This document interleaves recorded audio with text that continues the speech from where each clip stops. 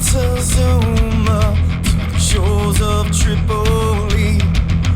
We fight our country's battles in the air, on land and sea.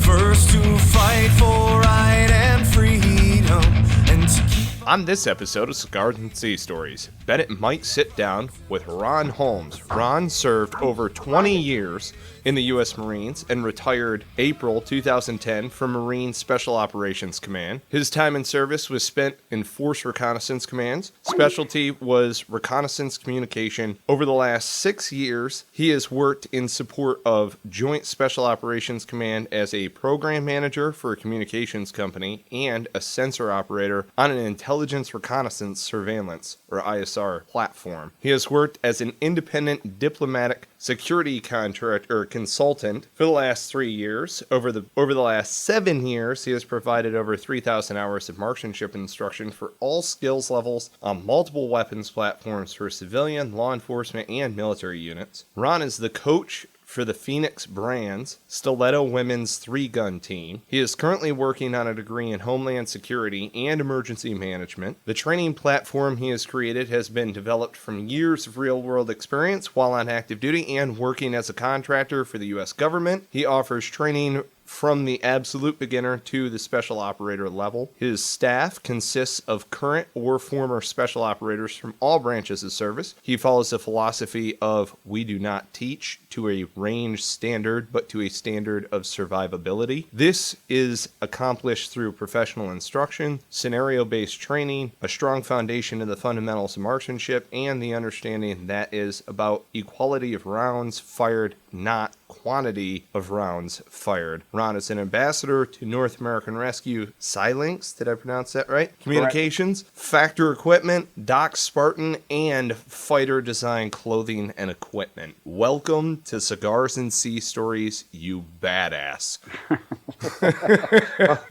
Thanks for having me. Yes, man. All right, you said it all. I'm done. I'm out. I don't need to do There you go. Good all job. right, so all that shit's out of the way. You were telling us about slaying bodies in Somalia? Well, actually, I got to tell you, that's the first time I've actually heard somebody read me back my bio, and I was like, holy shit, I wrote that. That actually sounds kind of good. All right, so I feel good now.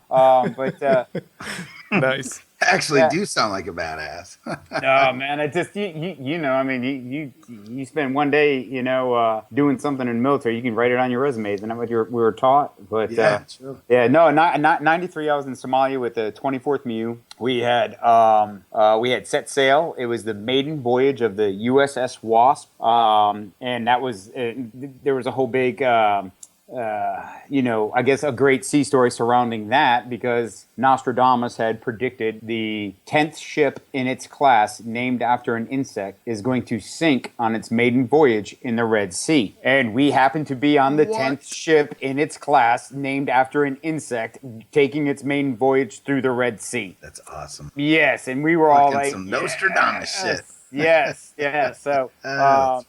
so we did that. We cruised, and we actually, when we got off the coast of Somalia, the ship hit a mine, and they had it on site TV, and it took a 18-inch by 4-inch chunk out of one of the blades on the prop. And that got the captain relieved. Really? Yes. Yep. Brand new ship, hit a mine. Yeah, he was, and all he had to do was complete that. That dude was putting on a star. He was going to be an admiral, and he got sent home. That float, we also had. That was also the very first ship where they put females on the ship, which is bad luck. Well, here's the thing. So one of the benefits, and when I was with State Platoon, because we were attached to Force, and this was one of the cool things whenever we would go on ship, is that we had mandatory sun ops. So we actually got to go out and lay out on the flight deck. And the whole, how we sold this, and it was legit. I mean, we would do amphibious stuff. We get into Zodes and we go for hours. And right. If we're out there all fair-skinned and everything and guys are sunburnt, the team goes down, your combat ain't effective. So we would be out there, we'd have sun-ups, those scheduled sun-ups, and it kind of spread throughout the whole ship. So that's when everybody would come out and they would run and, dudes would lay out and everything like that. So then they bring these two chicks on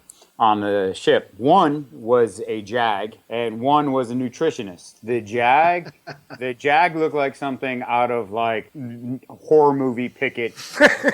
There you go. She was like 50 miles bad road. Yes, like just rough. The nutritionist was blonde. She was 6 feet tall, and it's not that she was gorgeous. She was the only like decent looking thing on ship. So she was, you know, Okinawa beauty queen. Right. Yeah. The 10 and 7.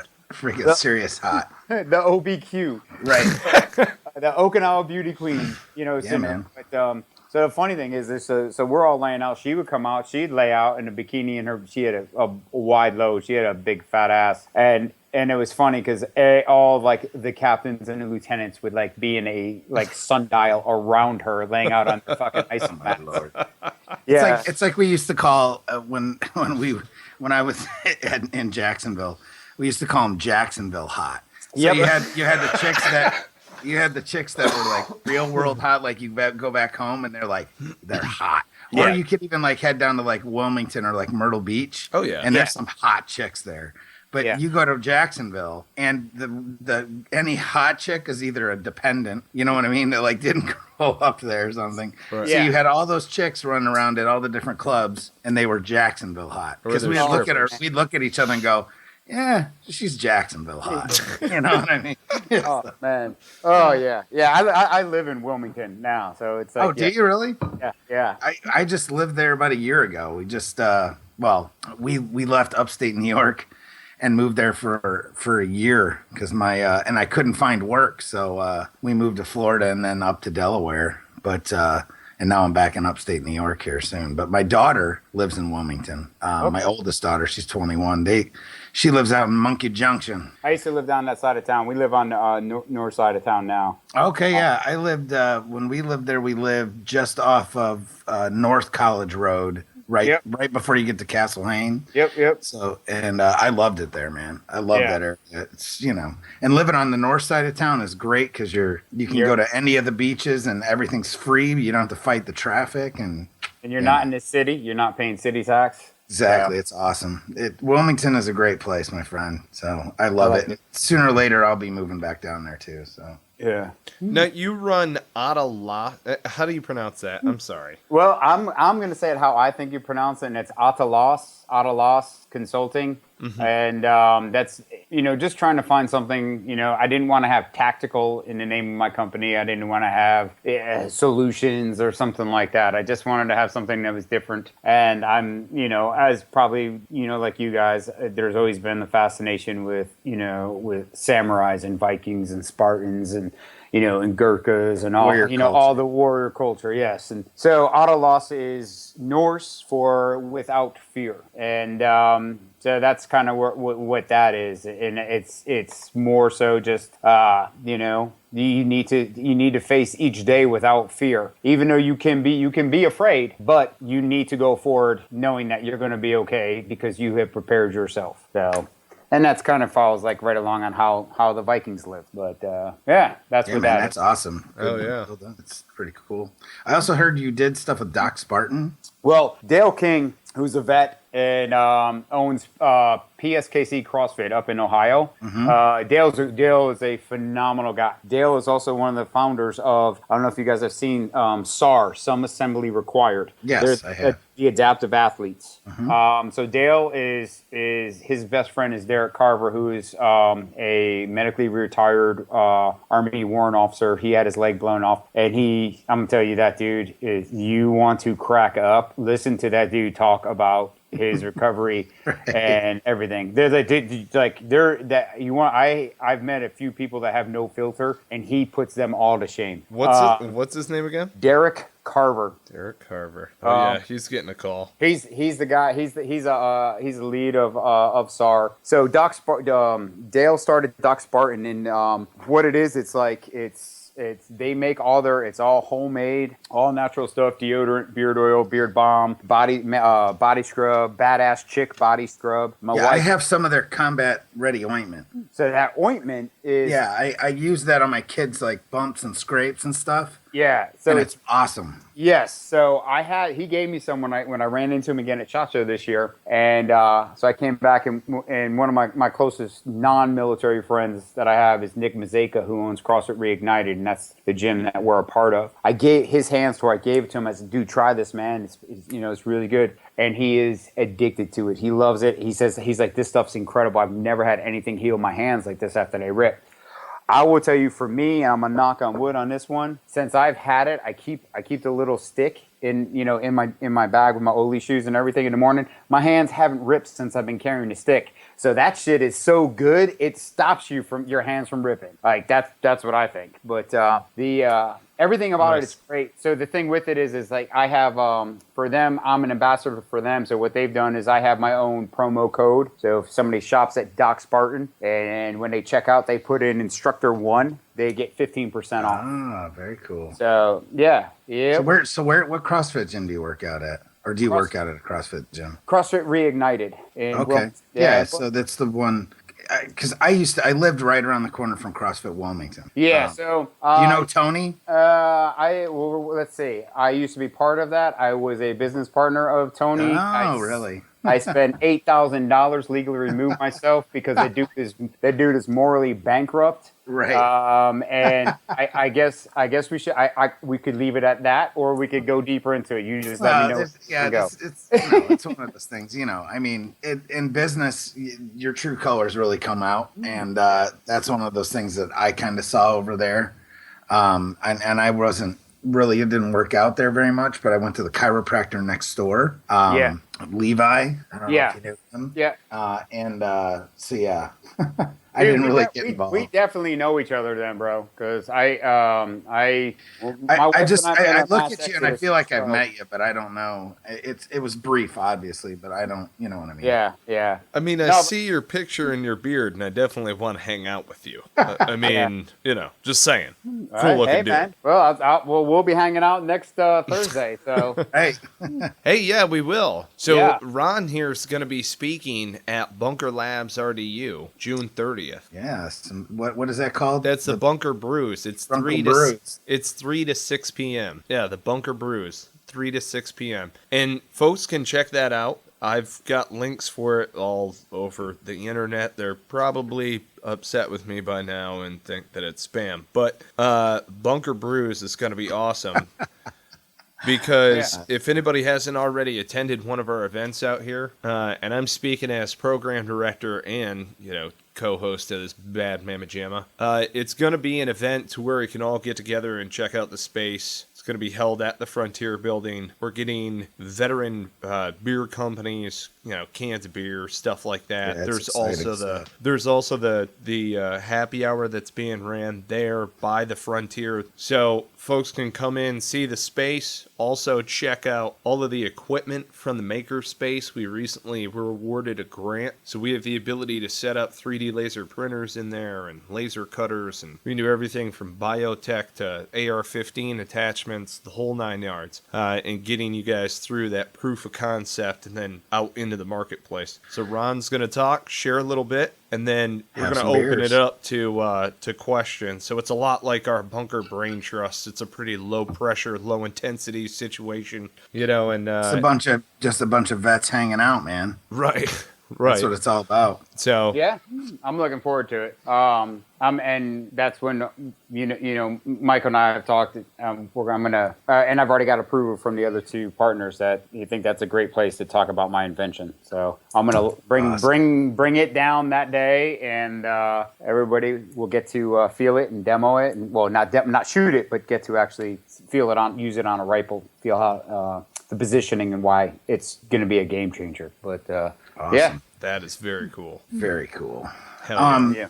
So I take it you spend time at the beach, Ron? Well, it's funny is because my wife's family, we have a beach house down in South Topsail, and yeah. I'm actually sitting downstairs right now, That's awesome. looking out into the cove, watching the sunset over the palm trees, drinking a Hopium IPA, and Nice. talking to you fuckers.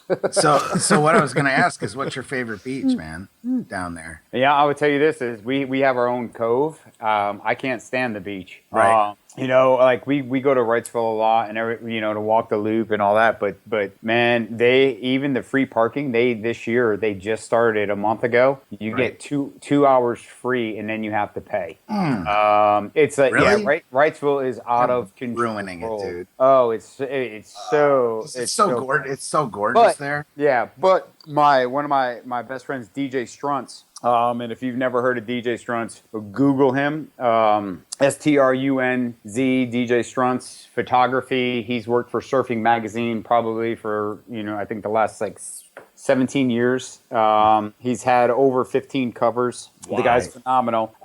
He's phenomenal. He's like, when he's out there taking pictures of the guys surfing, he's in the water. Oh, that's awesome. And he'll get in the water and he'll tread and fin for 8 hours while he's sitting out there with these dudes. But he also, through me and one of my other good friends, who when I get the okay, we're gonna bring him on this to talk, and that guy will trump everybody with what the stories he can tell you. But we got him into North American Rescue. So DJ, if you guys follow North American Rescue on social media, DJ runs all of that. And All right. and he's actually become a trainer and a rep for them. So DJ lives down that way. So we just now, when we want to do something, we drive to his house, we park at his house, and we can go out his backyard and we're in the intercoastal, or we can go across the street from his front yard and we have the beach. So that's how we, you just got, local, the best source of intel is from the locals on the ground. And that's right. That's right. That's it. And again, if you guys ever go snowboarding, like at Vail, you got to have a local on the ground, because you will not know how to navigate that mountain. But yeah, man, I was the same way. Like we have a buddy of mine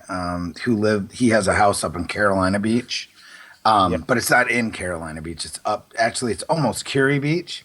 Yep. So we would go up there Thursday nights, because Thursday nights they do the fireworks every Thursday night through the summer. Yep. And the kids loved it. So we would go out there. So we like that beach. But my favorite beach in the area is actually down in Brunswick County. We have another friend that's who lives on Sunset Beach. Yeah. And if you've never been there, man. No, I've been there. Yep. That's serious.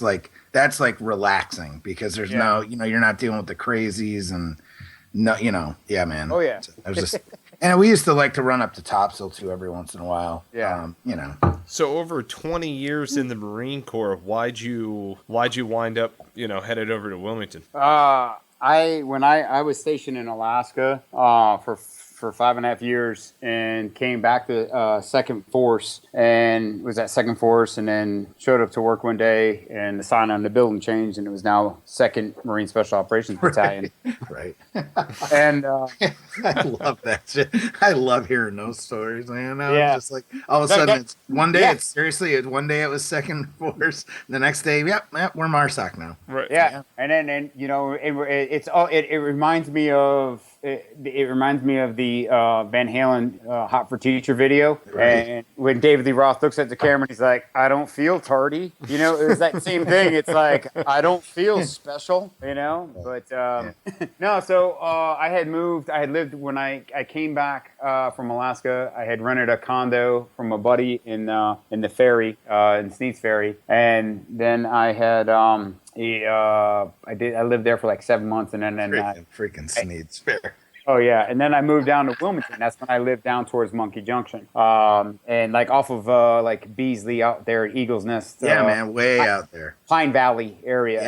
Yeah. So I moved out there, and I moved in with my girlfriend at the time, and then probably about 9 months before I retired, we broke up, and then I actually moved 3 streets over with one of my buddies who I met through the gym, who's a fireman, in Wilmington. So I moved in with him and just stayed there, and then, you know, retired and started contracting, and I was that transition, and I didn't know I was in a transition. Oh, yeah. And I was like, a lost soul. I didn't know what I wanted. I didn't want to buy a house because I didn't know if I was staying in Wilmington, and I didn't want to have to be tied down. And I had done a couple of contracting deployments and came home, and then I was in Afghanistan, and I came back, and I was like, I'm going to give it about another month or so, because I had a 4-month break, and I was like, I'm going to give it another month, and I says, I'm moving back to Alaska. I'm just packing up and I'm heading to what I call home, and you know. And then I met my wife, and now I'm stuck in a good way. So she set that shit straight. Yeah, right. you know. Yeah, so, man. No, I know all about it. Bro. You know, and I knew my wife before this because she was actually she used to be one of the owners from Port City CrossFit, and so then we had met, and you know, and then just like, you know, boom, boom, boom, and then I was like, yeah, you know what, this is kind of cool, so I'm gonna hang out, and I went to Afghanistan, and I came back, and you know, we were already living together, and everything was fine, and yeah, here we are, baby on the way, you know, and sweet. Yeah, I like to tell her she's my favorite wife, because I do have a starter wife. So. Right. Yeah, I do too. Yeah. She lives in Wilmington. Hey. Hey man, they didn't call it second divorce recon for. No, it's true, brother. Yeah. I mean, it was nuts, you know. So yeah, actually, my daughter, she works at Rucker John's. You ever eat there?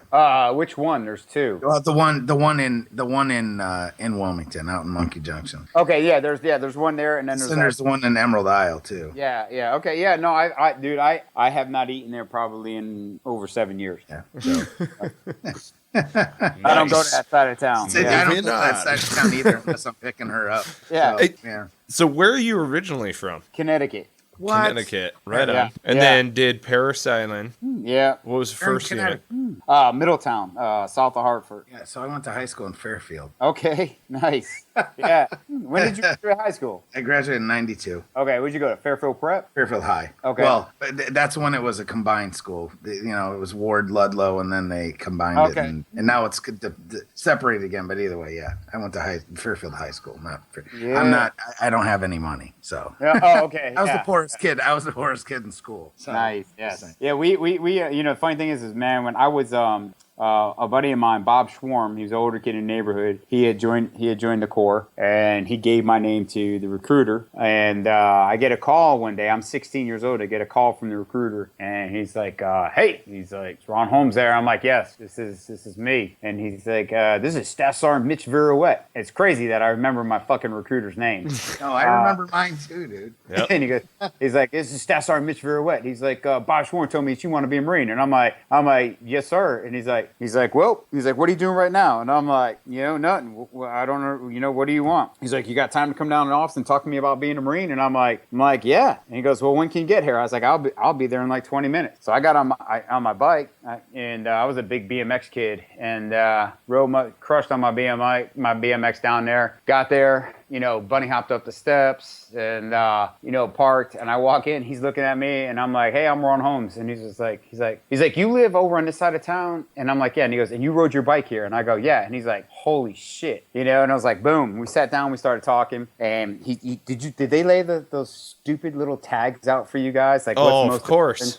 Oh, shit. Of course. And he's putting them all out, and honestly, I couldn't see anything. It was just like, I looked at it, and it was like a black hole. I was like, I don't care about this. I was like, I want to be a Marine. Right. I want to be a Marine. I want camouflage. I want a rifle. I want an M16. I want to live in the woods. I want to travel around the world. I was like, let's go, let's do this. He's like, "All right, man, okay." So we start filling out the paper, and then he's like, "How old are you?" And I go, 16. And he puts the pen down, and I'm like, "What?" And he goes, "You can't join." Dude, I almost like, what? Yeah, I almost like, honestly, I almost cried. And he was like, "You can't join." And I'm like, "Why can't I join?" He goes, "You have to be 17." He goes, "You have to have your parents sign. You have to graduate high school." I was like, "I'll quit school and get a GED and let's go." I was like, "Can't." And then Where's I said, my parents' signature? "Yeah." And I said, "Can I finish like high school in boot camp?" And he's like, "Man, you're 10 years too late." He goes, "They don't do that shit anymore." And I was like, "God Damn it! So I had to finish high school. My parents are still married. I love my parents. I do. But the only thing that kept me like in school and kept me kind of like where I knew the grades I had to get was football, and I just couldn't wait to leave. I didn't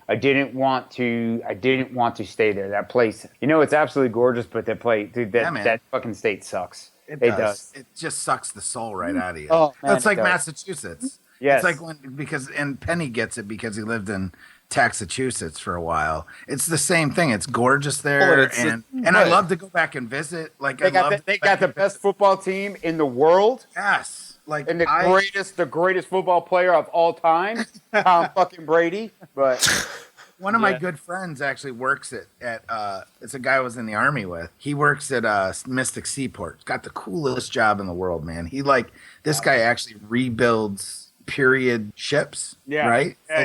So they just like redid the Amistad. Yeah. And they've also worked on the Mayflower too this year. So I go back and I still have family there, so I'll go see them and whatnot. And I love it. But after like 3 or 4 days, I'm like, all right, I gotta go. I'm out.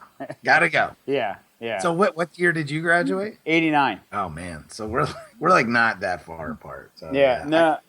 Yeah. And I was on the football team and we were like really, really, really good. Really, really good. Yeah. Well, our football programs suck. We had a really strong Pop Warner team, and my senior year of high school, there was 10 of us who had been running the same plays and playing the same positions since we were 8 years old. That's awesome. Like you can't beat that, But so Fairfield is not a football school. It was a basketball school. Right. So, yeah. Anyway. Yeah, that long drawn out fucking story. That's where I'm originally from. And then the funny thing, my connection with Alaska. I had a good friend of mine whose dad was a Marine, and when we were in Connecticut, we grew up, and he was born and raised in Alaska, and they moved to Connecticut when he was like 7. And he was telling me about like he had a moose in his backyard that he would feed him from the back porch. So I 7-year-old me took that as he had a pet moose. Right. So I always thought that was the coolest shit. Like, I'm like, man, you can have a dog. I was like, but you can also have a pet moose. Like, fuck, I can have a pet moose. And like, and again, you couldn't Google shit back then. I had to look at moose in our Britannica encyclopedias, right? And then you see pictures. Rocking out like an actual book about moose. Yeah, and then go to the library and get moose and everything like that. And I'm just like, oh my God, this was just pet. So that was always my fascination. I had a draw as a kid. Like I wanted to go to Alaska, so I go to Parris Island. I go from there to the Stumps. I go from the Stumps. My first duty station's Okinawa, and I end up with Lad Battalion. I don't even think it's called LAD anymore, but Low Altitude Air Defense, Stinger missiles. Right. And when I was in comm school, we were the first class to be taught the DCT, Digital Computer Terminal. And it was essentially the first version of a fucking iPad. They were ridiculous, dude. But you know what I'm talking about. Oh yeah, because whenever we were doing drug interdiction out in California, we also had one of our missions at the time was to do a relay site. So we set up on top of like one of our rotations through was we'd sit up on a mountaintop and like the guys would send their encrypted messages to us and then we would pass them on to higher by DCT. Like retrans. Yeah, retrans by DCT. And it was retrans. It was a fucking shit show. Dude, did you ever do retrans as a comp bubba in 29 Palms out like Baramat, this is retrans 121? Did you ever do a week of that? I think it was part of comm school. You had to do like 72 hours on a retrans. There was a kid who was going just absolutely ape shit out at a retrans because you're alone. It's like you and another Marine sitting out there in the middle of the desert. Like, so we didn't do it in comm school, but when I was when we were in Somalia, my staff sergeant Brown, he made us set up a relay site like that to make us. He made us better radio operators. And we got to do. We did a lot of stuff. I didn't do any of that in comm school, and if I did, I honestly don't fucking remember. Brain dumped it, right? So then I went from there to Oki, and then Oki, the DCT got me. It was me and one other dude who graduated, and we end up in the same unit in Okinawa. And the DCT had just hit the Fleet Marine Force in 1990. It was a big thing in the Army for the past few years, and we just got it. And because Lad Battalion was attached to the Hawk missile batteries and RD batteries, we had to have it. So that got me, let's see, August 2nd is my birthday, August 2nd, 1990. I got promoted August 2nd to Lance Corporal. It was my birthday, and President Bush declared war on Saddam Hussein. So I had a good day. And to top that off, it was fucking Boss's Night. Jeez. All right. So Boss's Night is a thing. I'm pretty sure they don't do it anymore, and they didn't do it in the States, but it's a big thing overseas. And I got promoted on my birthday on fucking Boss's Night, and we found out we're going to war. So, like, yeah. Dude, Happy birthday, motherfucker. I got like not drunk. Dude, like, it was a fight. Like, I'm not, I'm sorry. I'm only going to take so many, like, dudes fucking punching me in the shoulder and fucking kneeing me in the thigh before I start punching a motherfucker in the mouth. I mean, it's not going to go down like that. And, but the gauntlet ain't the fucking gauntlet. No, it was the fucking gauntlet. Yeah, so that was that, and then 20 days later, we set sail from Red Beach. This is my first time on ship, and it was and this is crazy. And if I'm getting off topic, guys, just let me know. This is what we call a sea story. All right, so we set sail, and I was on the USS Schenectady, flat bottom boat, and we set sail with the San Bernardino flat bottom boat LSTs, and the San Bernardino, the Schenectady, the Nashville, and I can't remember the other ships. So we went from Okinawa to the Philippines. And we go to the PI. We hit Subic, and I heard all the stories. And dudes were like, "Hey man, let's go. We gotta go to PX before we leave. You gotta get a whole bunch of because this back then, if you guys remember in the '90s, that Aussie shampoo came out, the purple shampoo with the fucking. What the hell is that called? What is it called? The Aussie shampoo. Yeah. They had it on God. base. These dudes who were like Okinawa fucking lifers back then, they would fly to the Philippines with a kit bag full of Aussie shampoo, and they would go to the bar, and they would just put a fucking bottle of shampoo on the table, and that was the bar fine. Like, they would go home with chicks, they would give a bottle to Mama-san would do their laundry, put them up for free. Paid for everything through fucking shampoo. That's fantastic. I thought you were going to say some recon bubbles, like combing that shit out. You know what I mean? Like sunbathing on deck or some shit. Nope. Paying Mama-san. That's awesome. These dudes went back. They went fucking barter. They bartered for fucking Oh, pussy. that's so good. They bartered for fucking room and board and pussy with fucking shampoo. That's fantastic. Yeah. Oh, man. Dude, so at this point... I mean, it's one thing to do like MREs and stuff like that, but when you're using shampoo, that's like gangster shit right there. That's a whole nother level. It's a sea bag full of shampoo. Like, what up?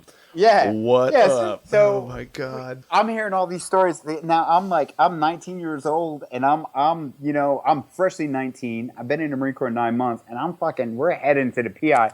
And I'm like, holy shit! Like I had this like epiphany where I'm like, I'm fucking living my dream. Like this is this shit. I'm like, I've been to 3 countries and I'm going to fucking war. And I've only been in for 9 months. I'm like, this is fucking awesome. Like I felt like I hit the lottery. It was incredible. And so I remember the craziest. You remember stupid shit, right? So we're standing in the PX because why? What do you do when you get off ship? You go to the fucking PX because you need more shit to buy that you don't have room for. And we're swaying. I didn't know what sea legs were. And like I kept falling down and falling into shit. Like sea legs fucked with me for like days. But no, the PI was good. So we're in the PI for 3 days. And we punch out. And I don't know if you guys have ever had the extreme pleasure of being setting sail on a flat bottom boat. Nope. Yes, and let me tell you, we left, and the next day we went into a tropical storm. So instead of turning around to wait out the storm, we just went through. Well, on a flat bottom boat, they're called causeways. And it's pretty much just a bridge. They detach it, they push it out in front, and so you can open the front of the LST and drive everything off, and you make pretty much a bridge that drives right up to the beach. Again, World War II technology. Mm-hmm. We hit this fucking tropical storm that was so bad that one causeway broke off the fucking ship. Like, broke off. The chow hall was closed. There was bread, peanut butter, and jelly. And you, like, depending on when you were up there, like, that shit was rolling around on the floor. You had to chase it or between the waves around the floor. It was horrible. This was also at this time on ship in 1990. You could still smoke in the berthing area, which was absolutely horrible. Because there's no air circulation. No. The gym back then was probably the rec room was probably 20 by 20. It was the gym. There was a Jacqueline exercise bike and 2 dumbbells, 2 20-pound dumbbells, and a chessboard and a fucking TV. And everybody would get in there and watch Sight TV. And it was an old school 20-inch. Like barely color fucking TV. And then we had one, in our berthing area. They overcrowded the ship because of, they want to get as many people, in country as they could. And we had a dude actually had to get medevac because in the tropical storm, he didn't have a rack. He was sleeping on the floor. The TV wasn't strapped down, and it landed on him and crushed his chest. Jesus. Oh, fuck. Yes. Yes. So like it was absolutely horrible. When we hit Saudi Arabia and we hit the Al Jabal Royal Port, I was so happy. I was like, oh my fucking God. So we got there and we're in there, I don't know, like the end of August, early September, and we're there and we set up, and it was Lab Battalion. So we had perimeter security for Jabal Royal Naval Airport. And we're sitting there and we're just like, oh man, every day, man, we're 24/7. We're on alert. We're just out there, manning the post with the stingers, listening to the radio, waiting for this. Then the war kicks off. And then, we're like, yeah, we're going to get to shoot some shit. We're going to blow some shit up. One time, we had Applejack Free was the code at the time. Applejack Free meant, like, if you see it, shoot that motherfucker. And we hit Applejack Free, and what it was an Iraqi dude, and all he did was he jumped in the plane, headed south, and he ejected over the water. Holy shit, that's awesome. Yeah, he wasn't engaging. He was like, deuces, I'm out. Oh shit. So that happened. So and we were all sitting there talking about it, and we we're like, could you imagine if that dude even made it into our airspace? Because we all had sectors of fire, but we used to joke around that we were like, there would have been 12 stingers shot at one time, right. And everybody had been like, oops. Yeah. But the funny thing is the Hawk missile system. I don't know if you guys remember that. Hawk was replaced by Patriot, and it was actually the phase out was actually going during the Gulf War because Patriot was so new, but they hadn't been tested yet. So the Hawk was like a 3 missile system on like a little portable turret that towed behind a Humvee. And every time these guys would do their shift change, they get into the little, like the old school comm boxes on the back of the 5 tons. You get in there, they do their whole thing, system up, system down, everything, make sure everything's working. And they did system up, system was armed and everything like this. And the dude got distracted, came back, sat down, and then hit the fire button and actually fucking launched the fucking Hawk missile, right? Jesus, man. What? Oh, yeah. Oops. What? Yeah. So was that NJPable? Or it kind of went away. It just it went away. So you want to hear some crazy shit? This is like shit happens in war, man. Right. This is how small this is. So when fast forward now I'm jumping ahead. I'm in MARSOC. I'm promoted. I'm into G6 now. I'm fucking neutered, and I'm working for Major Johnny Jones. Probably one of the Coolest. He's in my top 5 handful of officers that, like, you know what, I would throw down for this motherfucker any day. Johnny was prior enlisted. Johnny was a Hawk missile operator. Johnny was the dude who was changing shifts with the guy who launched the fucking missile. Oh my God. We were in the same, we were in the same spot, the same exact time. We probably ate chow next to each other and didn't even fucking know it. Oh my God. Yeah. Yes. It's fantastic. Yeah. Core. So circling back to, again, I can tell stories all day. So we're there 9 months. So we're there before, during, and after. We leave April 29th. When did the Gulf War end? You guys remember? I do not. It was in fucking January. We didn't leave till April. Okay? So we were there from August to April.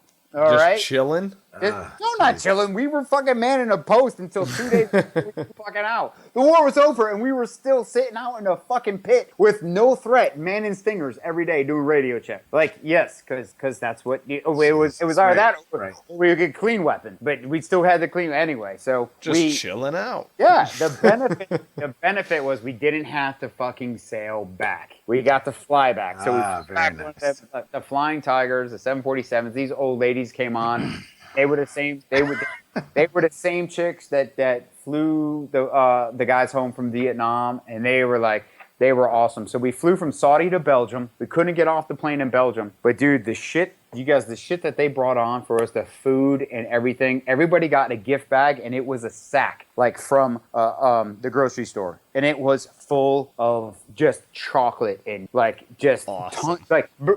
Honestly, I'm pretty sure half the plane got diabetes. Right, just contact. Right. So then we flew from there to Alaska, and we landed in Alaska, and we had 12 hours on the ground, and we got to get off the plane. We couldn't leave the airport, and at this point, this is the first time I had been to Alaska. I wanted to go to Alaska, and I remember getting off the plane and walking into the terminal, and it was April, and I saw snow-capped mountains, and it was just it in the air, and just the first time being back on U.S. soil. I told myself right there as I was walking from the plane, I was like, I'm going to live here. Mm-hmm. And I went in, and then you're greeted by this 12-foot tall polar bear, and I was just home in October, and that fucking polar bear is still there. And I went and I sat outside and I stared at the mountains. And I'll tell you, the coolest shit for me is that I started going up there for cold weather training in '96 with 5th Force, then with 2nd Force. I went every year from '96 until I was stationed up there in 2000. And those mountains that I first stared at, the first thing I saw that I've hiked, climbed in, and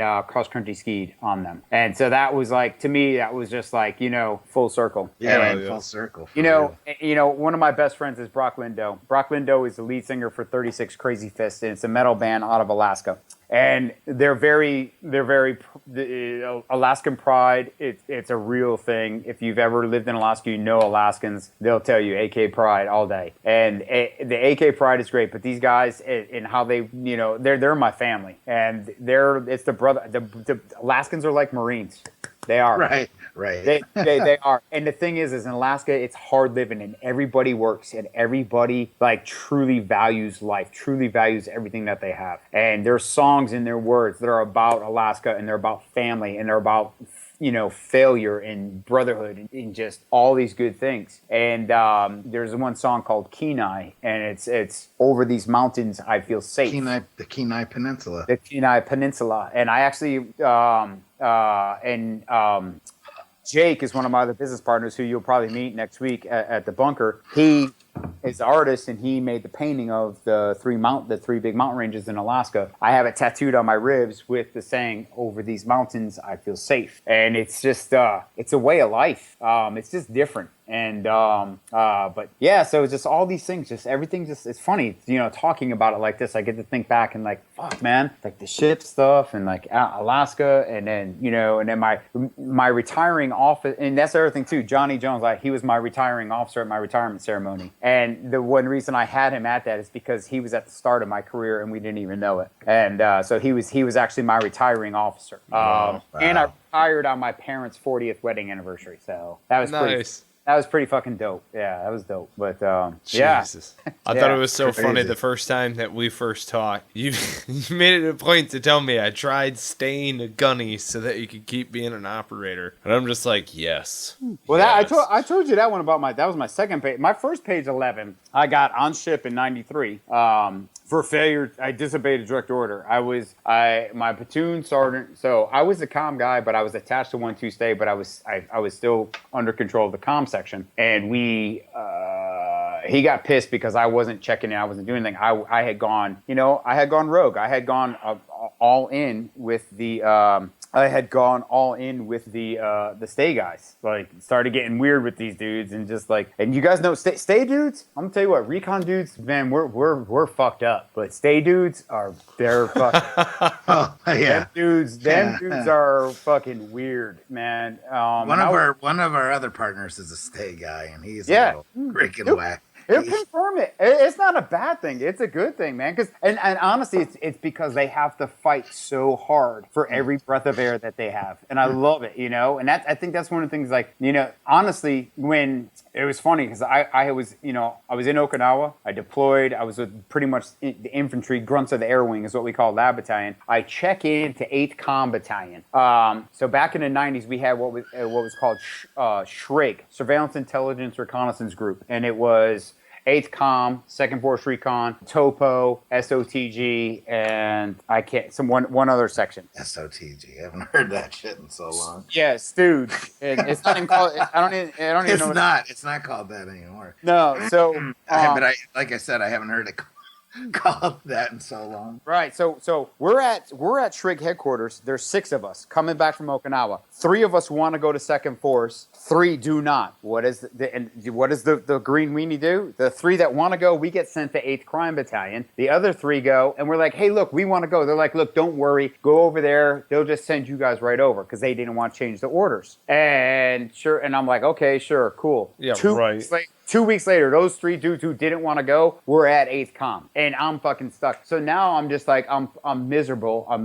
I get put in a 3 shop, and I'm like, this is not what the fuck I joined the Corps. Now the best part of this, the best part of this is I'm in Alphas, and I'm walking around. I'm fucking Lance Corporal, and I see this female lieutenant in camis, and she's like, hey Marine, can I help you? And I was like, yeah, I'm looking for Lieutenant Burgess. And she goes, oh, that's me. Now remember, early 90s, we didn't have name tapes. And I was like, oh. And she goes, oh, what? And I go, Lance Corporal Holmes reporting. And I threw my SRB on her desk. And she goes, is that how you check into your commanding officer? And I was like, it's how I check into you. And oh my God. So I went right from there, and I got to meet the first sergeant. That's how I report to you. And he sat me down. He was cool as shit. He's like, did you really just say this to a lieutenant? And I was like, well, I said it to her. And he goes, so you said it to a lieutenant? And I was like, I guess, first sergeant. And it's just like, he's like, what did you do before you came here? I was like, this is where I was at. And he's like, you never worked with a female Marine before, have you? And I was like, no, first sergeant. He's like, he just looked at me, and he's like, look, he goes, you look like a good Marine. He's like, I'm gonna help you not come back in my office. And I'm like, roger that. And he's like, you need to go down and you need to apologize. And I was like, ma'am, I'm sorry for being disrespectful. I'm jet lagged. I just got here. And it's just like, he said, just make up some bullshit. And dude, and honestly, that chick and we actually ended up like having a very good work relationship. So, but yeah, dude, like, oh man, fuck, dude, I was not digging that at all. Not at all. So how long were you in Alaska? 5 years, 5.5 years. And where did you? Now, were you stationed in Alaska? I was stationed in Anchorage on Elmendorf Air Force Base. Yeah, okay, because I did drug ops out of Elmendorf. Okay. And, this was like 94, late 93, 94. We actually stayed in 4th Recon's barracks. Yeah, that's where I was INI at. Right. We stayed there. It was 23 days. It was like June of 90. Yeah, 23 days, exactly. Of course it was. Motherfuckers, right? You sons of bitches. 23 days, stayed in 2nd Recon's barracks, and we were flying in and out of What's the national forest that's right next to there? Chugach? Yes, Chugach. That's Chugach. it. So we were we were like looking for pot plants in Chugach for 23 days in like July of '94. That's funny because some of my best friends right now grow houses up there. Right. You know what I mean? No. So this was that was like the big war on drugs time. So we did like a 23-day deployment out of there. We did a 23-day deployment in California, out of like San Bernardino. Well, it was out of Vandenberg Air Force Base. Yeah. But I remember playing volleyball in this volleyball pit in between the two barracks that we were in on Elmendorf at like 11:30 at night, and we thought it was the coolest fucking thing ever. Oh yeah. We we actually got a little downtime, so we got to go fishing and shit like that. It was a fucking blast. But that's the one and only time I've been into Alaska, and I loved it. And I was like, man, I'd love to go back, but man, that's the happy wife, happy life. Best place on earth, bro. Best place on earth. I remember it's really cool playing a volleyball at like 11:30, and they were drunk as shit. But oh yeah. No, with that volleyball pit, I've spent many hours in it. When I got up there, I was I got up there because there was a communications billet, but I was also a recon Marine, and then so I was the martial arts guy, and because I Marine Corps when I got up there, MIC-MAP just came out, and I was one of the. Seems like it's probably an awesome duty station too. Oh my god! I just remember the chow hall, man, and we were like, "You got to be fucking kidding me!" This fucking chow hall, dude. We got a new building, and we moved to the other side of the base. Right. That's a fucking disaster, man. But dude, AK is just Dude, I've got the Big Dipper with the North Star tattooed on both forearms, man, blue and gold. Right. Man, I got fond memories of Elmendorf, so. Dude, yeah. So I was the only one, when I was there, I was the only one who didn't live on base. Everybody else lived on base, and like I was the only one who had a life. But I also ran Toys Tots up there. What was the freaking strip club in Anchorage? Well, the Alaskan Bush Company? Locals, we call it church. Right. But it was the Alaskan Bush Company, is that right? No. It was the Great Alaskan Bush Company. Great Alaskan Bush Company. Sit straight, bro. I remember me and my team going in there, and I just remember having a blast, dude. I don't remember a lot of it. I just remember having a lot of fun. Only strip club on earth that doesn't have a pole. Oh, God. That place is crazy. Yeah. Yep. This guy's getting ready to share Toys for Tot shit, and he's like, what's the strip club that's in there? Like, yes. Oh, no. Hey, man. Oh, my God. The Bush Company would host an event for me. For Toys for Tots? Yes. Hey, tight-knit community. Remember, he just said that. Right. That's it, man. Yeah, dude. Strippers included. So here's the thing. So you got to think about how big Alaska is, right? Like square miles. Just monster. It's what 3.5 Texases or whatever. Awesome. And we're the only Marine component in Alaska. There at any given time there's between 10 and 14 active duty I&I members there. And then when I was there, it was Force Recon Echo Company, and I think our TO was like I think it was like 125, and I think we were actually at like 105. Now that wasn't 105 Recon Marines. That was 105 Marines with like 7 Recon Marines and everybody else. Right. And then all the support. Right.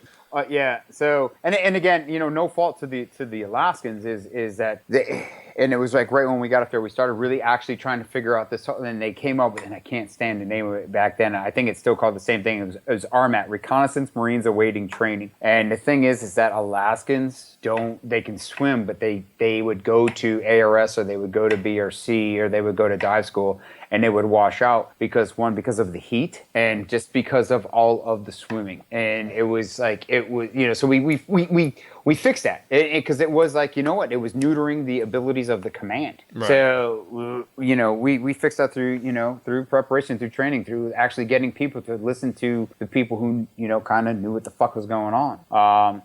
No, man, it was great. I get up there. They tell me I'm being a collateral duty. I'm going to run Toys for Tots. And I'm like, no, I'm fucking not. And they're like, yes, you are. This is what you do. And I'm like, next thing you know, I have to do radio spots. I have to do TV commercials and all this. And I'm traveling across the strait and I'm guest speaking at BP and Exxon and Conoco and all this.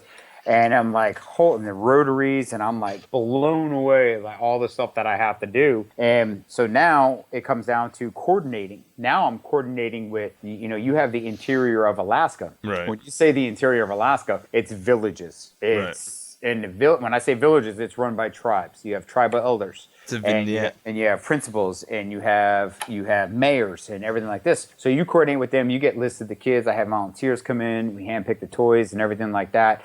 And we get toys to the entire state of Alaska. Texas has, I believe, at the time when I was doing this, Texas had 13 Marine Reserve centers across the state of Texas. We had one in Alaska. Mm-hmm. So my first year I was there, I stood in front of the Anchorage South Rotary and I said, this is, to me, is a mission. I said, this is a mission that's new to me. It's not what I've trained for. It's not what I really joined the Marine Corps to do. I said, but it's a mission. And I said, if I can't lead Marines in Afghanistan and Iraq, I said, I'm going to lead Marines and I'm going to take care of these kids. And I looked at them all and said, I promise you all, by the time I leave here, I will make Alaska #1 in Toys for Tots. That year, we were like second or third. The next year, and the year after that, we were #1. And Nice. When I did that, and I stood back in front of them people, and the money that came flowing, oh my God, the donations these people made, it was sick. And I made a great program. I'll tell you this: the cool thing is that Senator Stevens, Ted Stevens, he's dead.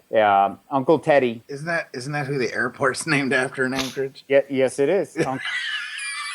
Uncle Ted.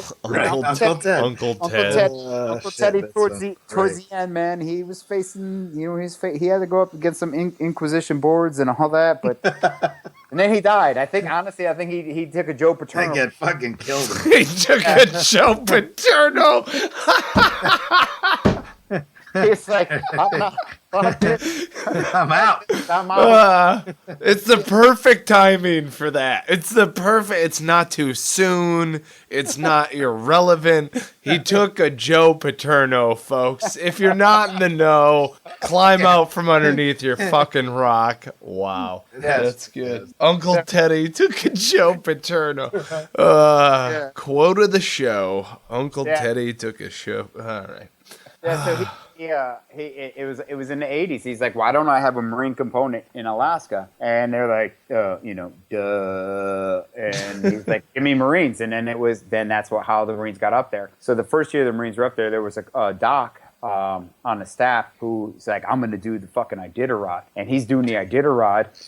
And Holy shit. he falls. He's like, and again, this is the abridged. This is like, dude, this is the handed down fucking story. So he's going along, whatever day it is, and he falls through the fucking ice in Ruby. And the natives come out, pull him out, fix his sled, take care of the dogs, stop him from hyping out and everything like this. He thanks him and he says, I promise you, I'm going to take care of you guys. So the next year, he got everybody donate a whole bunch of toys. He got Toys for Tots on this, and they went to Ruby and they donated toys. They brought Christmas to the village, and they were like, cool. Hey, this is awesome, but we have so many more that need help. And so then it started, and it grew. So now to where it's at now, it's like every year we get C-130s or 17s or fucking whatever, and we throw snow machines in the back. Our lower 48 people call them snowmobiles.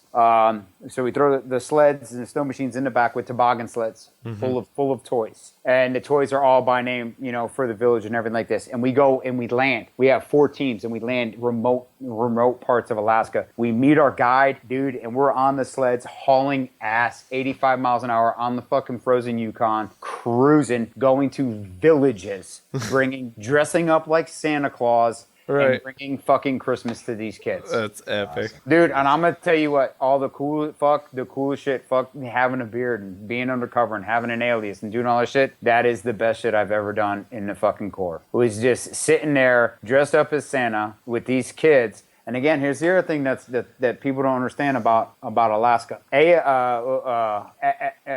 FAS, fetal alcohol syndrome, is a big problem. And you have these kids sit on your lap, and their eyes are close together, and their head is coned, and they're just like, they can barely talk and everything like this, but they recognize Santa Claus. And you have this kid, and you sit there, and dude, I'm gonna be honest, it's the hardest fucking thing not to cry, not to break down, to sit there and stay in character, stay in role, and be this figure, this fictional character for this kid. Give this kid, and the smiles on these kids, man, some of the most rewarding things I've ever seen in my life. And then just the journey, dude. Oh my God. Like, man, pictures don't even do it justice, what I've seen and what I've gotten experience doing that one thing. And that thing goes on every single year in Alaska. And that's what the Marines bring to the table. Here's a crazy thing. Captain John Pendleton had an outpost in Sitka, Alaska. One of the first Marine barracks was Sitka, Alaska. Really? Commanded by Captain John Pendleton, and they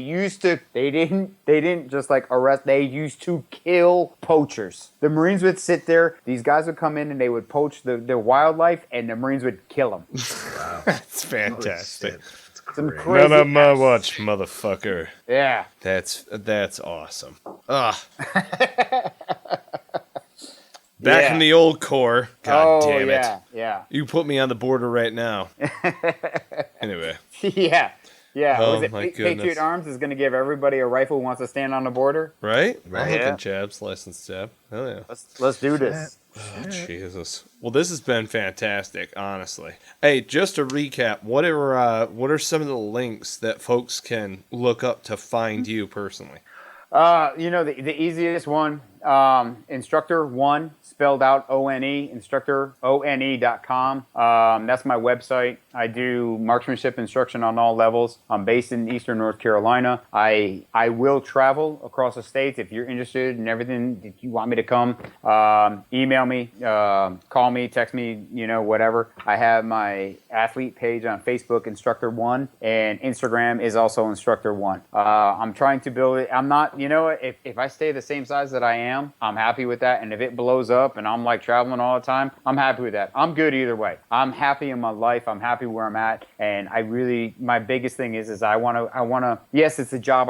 It's a business. And I like to, I can't do it for free. I need to make money doing things, but I want to make a difference in the community. I want to make an impact in people's lives. And I want to strengthen our country. I want to strengthen the nation through my experience and training and what I've done and how I can translate that to the soccer mom to the special operator. So, I guess that's kind of that. I like that. The soccer mom to the special operator. Hell yes. Yeah. I've had many clients come through my class who've never touched a gun, who've been anti-gun, wanted to come through the class, and they're just like, when is your next class? So, hey man, you know what? It says right on my website, with all of the tactical companies out there today, it's hard to tell the difference because we all look the same. I'm not concerned about what these people are doing, what these people are doing. I do me. I do me really good. Mm-hmm. You're going to have haters everywhere you go. You're going to have people to understand. You're going to have people just want to, they say, good for you being a closed mind person. I don't have time. I heard somebody say, and I love this saying, I don't subscribe to that. I'm going to do me, and I'm going to continue to do what I feel. And I have return customers, and I have people spreading the word because they value me and they trust me. I have people bring me their kids to train their kids. There's almost no huger, better compliment than that. That you as a parent are going to trust me to train your kids with guns. That's where it's at. And that's how I am. We don't yell. We have fun. Again, I was a football coach. I was a youth ski instructor. I've done all these things. So I've learned, and then I've led Marines, and the biggest mistake that you can make in the tactical world is thinking that you're going to teach people how to shoot because you think you know something, and you're going to talk to them like you did when you were a Joe or you were a jarhead. You are not going to have any. You're not going to be very successful. You have to. You just gotta be able to talk to people, and give them respect, even if you just really want to choke the shit out of them. But again, it's not about a qualification. It's about putting food on the table. But I think that's Well, we'll definitely add those links to the episode notes that are on there. I've taken a copious amount of notes. I'm trying to get better for our listeners, frankly, because we have a bunch of kick-ass people, not unlike yourself, who have links and different things that are coming up. Don't forget Bunker Brews, June 30th, 3 to 6 p.m. here in Raleigh. Ron Holmes here is going to be talking with us, and we've got an Eventbrite. It's free to register. We just want to know who's all coming so that we can get... I think there's going to be food. I know there's going to be booze for people who do that. I'm bringing the coffee. But yeah, man. Yeah, I always love throwing up Instructor 1 and stuff like that. Do you want to tell our listener audience how you got that name, or is that a story for another time? Man, I mean, we got a few minutes. I can do it. Close this out. All right. So to close this out. So when I started hanging out with some friends and we're all shooting and everything like this, a lot of guys were like, "Hey, you kind of look like Instructor Zero." And I'm like, I get it. I'm short. I wear mirrored Oakleys and I shoot really well. But and I've got the beard. I don't shoot like Zero. For the record, I'm not claiming I shoot like Zero. That, maybe after this podcast, somebody wants to sponsor me where I can actually go back to shooting at, 10,000 rounds a day like I did in the Corps. Yeah, right. I'll get on that level. But so it was like, oh yeah, it was funny, this, that, and the other. And just over 2 years ago, I was in a shower and, using soap, washing, and hit my ball bag and almost knees buckled. I almost shit, threw up, and teared up and almost passed out. Ugh. And did the inspection on my sack and felt a lump on my nut, and I was like, I knew what it was. So I was actually on my way to Austin to teach a 2-day tactical pistol course, and I had already called the doctors the day I got back, and it was right over Labor Day, and I had everything lined up, and so did the ultrasound, this, that, and the other. Fast forward, go to the doctor, and the doctor's like, "Oh man, we're so sorry." I'm at the urologist, and like, "We're so sorry. This is, we gotta operate. We gotta do this." She's like, "Are you okay?" And I'm like, "I'm good." And they're like, "This is a big deal," and everything like this. Like, "No, I'm good. I'm fine. I'm good." And they're like, "You're probably in shock." I'm like, "I'm not in shock." I'm like, "I got 2 testicles." I was like, "You're gonna take 1. I got 1 left. I'm cool. We've identified the problem. We've found the solution." I'm like, "This isn't the deal." I was like, the hard part is I got to go home and figure out how the fuck I'm going to tell my wife without her losing her goddamn mind. And I was like, this shit ain't hard. Oh, and they're looking at me like, and I'm like, I was like, hold on. I was like, "You guys don't have many patients that are Marines, all right, do you?" And they're like, no. And I'm like, "Yeah, this is nothing." I'm like, "You think cancer can't fucking beat me?" And they're like, "Okay." So we go to the hospital, and so getting to the point, so we're at the hospital, and on Operation Day, which was 7 days later after we found, we got the results back. So we're in there, and the doc's like, the doc's in there, the anesthesiologist, and the 2 nurses, and my wife, and they already wrote on my stomach, left testicle, appendectomy, whatever the fuck it is, and they're like, "Do you have any questions?" I'm like, "I have a question," and my wife puts her face in her hands, and she's like, "Knock him out, knock him out, knock him out, knock him out." And Doc's like, "What is that?" And I was like, "Can I have it?" And he's like, "Have what?" And I go, "My testicle." And they all look at each other, and they're like, what? And my wife's like, "I told you, knock him out." And they're like, "What? No, why? Why do you want it?" And I go, "Because it's mine. It's mine." Fuck yeah, I'd want it too. I want it. That shit. You're goddamn straight. They're like, "What are you going to do with it?" I'm like, "I'm going to bronze it and put it on my keychain, and then I'm going to throw it at people, and they're going to go, 'What's that?' And I'm going to go, 'That's my left nut.'" And they're like, "Holy shit." They're like, "No one's ever asked that before." I'm like, "Again, you never operated on a Marine before." Right? So they're like, "Well, you can't have it." And I'm like, "Why?" It's like, "There's not going to be anything left when we biopsy it." And I'm like, "I don't understand." They're like, "Do you know what a deli slicer is?" And I'm like, "Yeah." They're like, "We're going to deli slice your testicle." And I'm like, "I'm ready. I'm ready. Knock me out. Let's go. Let's get it done." I didn't need to hear that. Knock me out. But We're gonna... yeah. So fast forward, we're training one day, we're shooting, dudes aren't listening, I'm getting pissed off, and I'm like, and one of the guys says, "Calm down, Instructor 1. Too soon?" Oh shit. And I was like, no. I'm like, I fucking kind of like it, man. So I've owned it, So I'm Instructor 1. I got 1 nut. I'm Instructor 1. So I met Zero 2 years ago at SHOT Show. I told him the story. And by the way, Zero, great guy. He is shorter than me, so I'm not that short. Okay? But Zero was like, "Oh, brother, that's a funny story. I'm so glad you're okay." No, so that's it, man. Instructor 1, check your shit, because for me, I was high risk. I was 42 years old. and I had testicular cancer. Testicular cancer normally hits men 18 to 36. When I was working in northern Iraq for the last 3.5 years as a GRS agent, there were, in 18 months, there were 14 dudes who came down with some type of cancer from that same area. GRS. So what did you think about 13 Hours? I thought it was amazing. I thought it was fucking 100% spot on how we live and how they treat us at certain posts, and is phenomenal. Yeah, it is phenomenal. I finally watched it last night. I have issues with movies like that, so Nope, it takes me a while to get through them, and then I finally did it, and boom. No, I'm going to tell you, man, from living that life and doing that life, that movie is out of anything. Like American Sniper was good. I know Jeff Kyle, and Jeff Kyle told me, he's like, he goes, there's a standing order. I told Bradley Cooper, if he ever shows his face in Texas again, I'm gonna knock him the fuck out. Right. Because they fucked the movie up. Yeah. 13 Hours is spot fucking on. Well, I read the book first because I always do that. That's how I do it. So I read the book, and then I just finally watched the movie last night, and I thought it was great. And so I've been looking to ask, because I'm Facebook friends with like Oz and those guys, and I'm like, you know what? I want to ask somebody that's been in GRS. I'm like, literally how that is. So you just fulfilled that for me. So thank you. Yeah, no, spot on. They're and the little things that maybe have been taking liberties for Hollywood and everything like that. No, but the way that the relationships. Well, of course. I mean, CEOs, it's a movie's a movie, but still. Yeah. And, the interaction, the shit talking between, like, the SEALs and the Marine and the Ranger, like, dude, every day. It is so, I'm going to tell you, man, it is such a fun fucking job. Right. Because you actually get to turn into a Lance Corporal again. Right. And it is, but you're paid. And it's awesome. fucking awesome. Yeah, you're paid. And it's kind of like us sitting here just fucking bullshit. Yeah. It's kind of like what your work, I mean, when it's on, it's on. Yeah. But when you're just bullshitting, that's how it is. Yep.